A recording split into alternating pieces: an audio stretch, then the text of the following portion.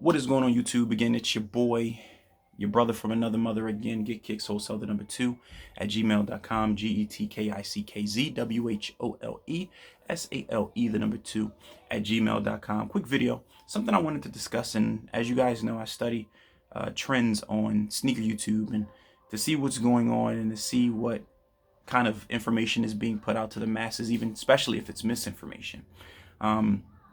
And I've been noticing a trend of videos that's been going on with very big sneaker YouTubers lately. And and you've probably seen these if you watch sneaker YouTube. It's I tried to sell Stockx fakes. And it's pretty funny to me. I haven't even watched a lot of them the whole way through. I kind of skimmed through them. Boy, is sneaker YouTube thirsty for content, man. They don't know what to do, since a lot of them probably can't get their hands on certain shoes at the moment. Maybe they get them from a boutique or something for review, or it's a halt. It's some kind of halt, and that's preventing them from doing the norm of what they're used to doing. Again, you're not seeing a whole lot of reviews and things like that. They tend to default to real versus fake. And now this whole, I tried selling Stockx fakes. And I'm going to be honest with you. I feel like, in my opinion, that this is a ploy. It's a marketing ploy. If you really look at the videos, like, how come it's only Stockx? And why is everybody trying to sell them fakes now? So it may be something that they're paid to do for content, for marketing for Stockx. In theory, that may be the case. Or it may be, the intent may be for you to not try to sell Stockx shoes because they really don't buy as many shoes. They really don't buy as many shoes as they put out there from people, allegedly. So yeah, and I'll give you an example of this with these sneaker apps, with things are changing. And so shout out to my brother B for giving me the idea for this video. And then shout out to my brother Phil Skill for pointing something out that I didn't even realize that happened. But also another sneaker app, which we know GOAT is another big sneaker app. Their procedures on buying has changed drastically. They made it so that you don't get, for lack of terms, as much of a payout for selling them shoes as you would beforehand. I don't know when these procedures change, but go check it out. You can go to GOAT and check it out and look at their rules and regulations regarding selling. It's significantly different. It ain't what it used to be. And I believe that's because these sneaker apps really don't want to buy. They just want to sell. They're not really interested in buying. Think about it. And I'll give this theory, I've given this theory out 1,000 times, but I'll share it again for those of you that are new and those of you that may not remember. So I'm going to rehash this. Think about this. If you're in business, right, and you have, all right, first one, the law of business is to buy low, sell high. That's one of the ultimate laws in business. Anybody can tell you that, whether it be real estate, whether it be you're selling product, whatever the case may be. Buy low, sell high. The reason why that principle is so huge in business is because you're in business to make a profit. Let me break this down. A profit, okay?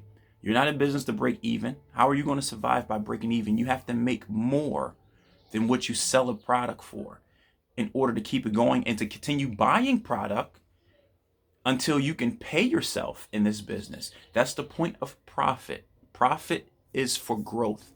Monetarily, it's for growth and the growth of your business as well. So that way you can live off of this business you do.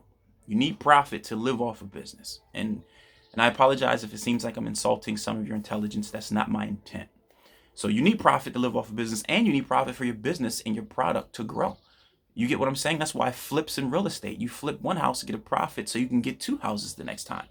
And a lot of times you don't take your profit and spend it. You put it back into your business to make your business grow. So that way your business grows big enough that it can pay you and you can live off of the expenses or the income of your business.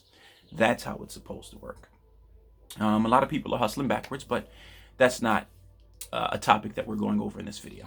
So The reason why I gave you that example, so if your business, your goal is to buy low, sell high, right? Think about it. You being these sneaker apps or even these boutiques. Let's use this as an example. Buy low, sell high. Keep that principle at the forefront of your mind. So everybody, say the resale value. So say a shoe comes out. Say the Troy Kelly ones come out, right? The retail for the Troy Kelly ones is $150. All right. It blows up because Troy Kelly is an artist. All right. And he works with designers and people. Everybody wants his work. Everybody wants his clothing. So he does this collab with a major sneaker brand. Even though the retail is $150 for the shoe, it's limited, supposedly. All right. Quote unquote. We'll do another video about that later. So it's limited. So it releases. All of the pairs sell out, okay, for $150. Because of this guy, Troy Kelly, he's a designer, he's a big name. The resale value goes up because his work is booming. Everybody wants him. Everybody desires his brand. All right, goes up. So went from $150 resale market. These shoes are now $1,200. Okay, all your sneaker apps and boutiques have this shoe, and they're selling it for around a similar price, resale of $1,200. Okay. You happen to get a pair of these shoes. You happen to get them retail. Let's use that example. You happen to get these shoes retail. Okay. You go and you sell these shoes to one of these sneaker apps, right? You got the receipt, everything, retail receipt, location, date and time when you got them, where you got them, right? You sell them to one of these sneaker apps, and yet, and this is a true horror story that's happened to people, they send it back and they tell you that your shoe does not meet their qualifications, because they don't call them fake no more, because they can get in trouble for that legally. They say your shoes doesn't meet this sneaker app's qualifications or specifications that they're looking for. And you're like, wait, I got these retail. Okay. All right. So you're like, nah. So you do a little review, whatever. You put it on Instagram like, hey, this sneaker app said my stuff was fake and I got a retail, and I have proof that I got a retail.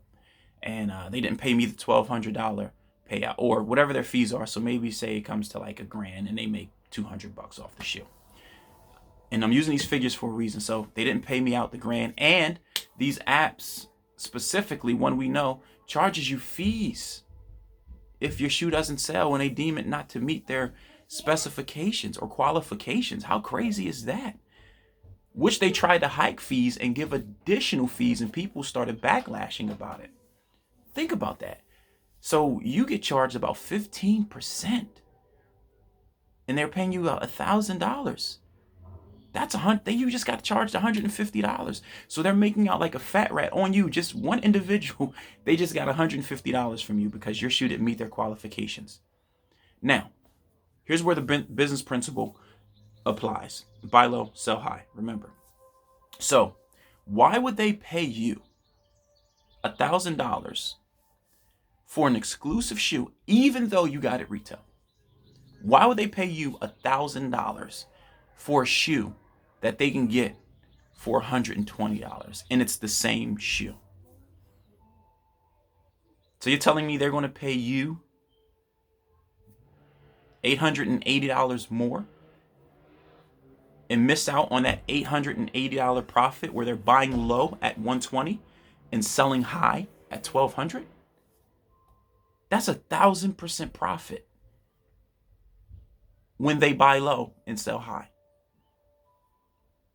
I'll let that marinate for a bit. Okay? 1,000% profit. And you think they're going to pay you $880 more than what they can get the shoe for. Now, here's the thing.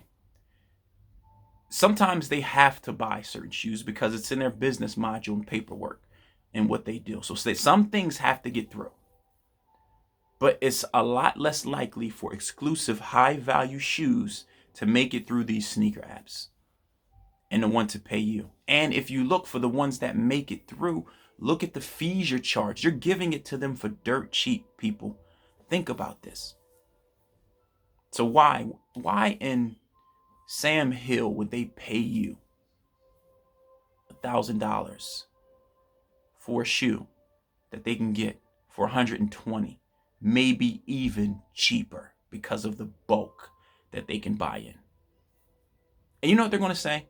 When you ask them, like, what's going on with this? You know, they say they buy from trusted sellers. Who are those trusted sellers? Remember, they're never exposed. They're never talked about. They buy from trusted sellers. They're not going to tell you who those trusted sellers are. And neither would I as a business. But people swear by these sneaker apps. But you got to understand how business operates. You got to think about it. That makes no business sense for them to give you $880 more for a shoe that they pay $124 for. That makes absolutely positively no business sense at all. That's basic math. You don't even have to be in business to know that. If I come to you guys with two packs of M&M peanut, okay? This one M&M peanut is $1. This one M&M peanut is $5. Same M&M peanuts, same sides, same amount of peanuts and M&M peanuts in each pack. Are you going to pay me $5 if you have the access to get this for $1? Are you going to pay me $5 for this pack when you can get it for $1? And potentially, because everybody's not on to this $1, where to get these $1 joints from. So what you're going to do is you're going to buy this $1 because everybody's not on to this $1 one and sell it for $5. You're going to resell it because that makes you the most what? Profit. But as a regular consumer, if you had the choice to pay $1 or $5, what are you going to pay? You're going to pay the one. Even as a business, you're going to pay the one because you're looking to make profit. It's the law of business, people.